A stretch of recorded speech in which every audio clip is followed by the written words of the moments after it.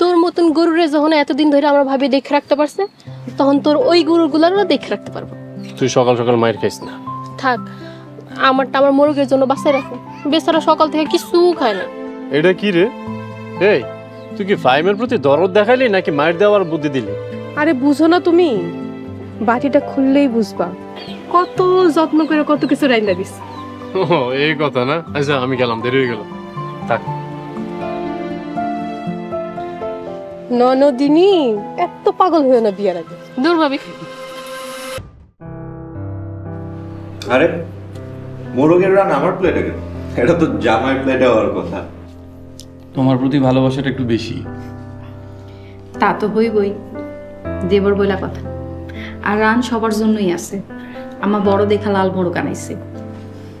নিজে সারাক্ষণ সাজগোজ ছাড়া আর তো কোনো কাজ করে না, কিন্তু এই রান্নাটা নিজের হাতেই করছে।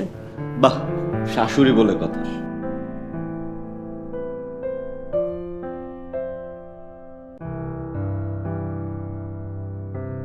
মায়াপু, তুমি খাইতেছো না কেন?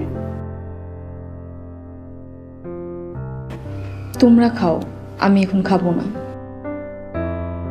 এমনি না খায়া থাকলে তো তুমি অসুস্থ হয়ে যাইবা, আর তুমি অসুস্থ হয়ে গেলে স্যারের সেবা করবো কি? স্যারের এখন দরকার শুধুই তোমার ভালোবাসা। রাতুলকে অজ্ঞান অবস্থায় রেখে আমার গলা দিয়ে খাবার নামবে না। ভাবি, খাবার আমাকে গলা দিয়ে নামবো না। তুমি না খেলে আমরাও খাবো। রাইট। আচ্ছা, আমি খাওয়াই দিতেছি, খাও তো। লো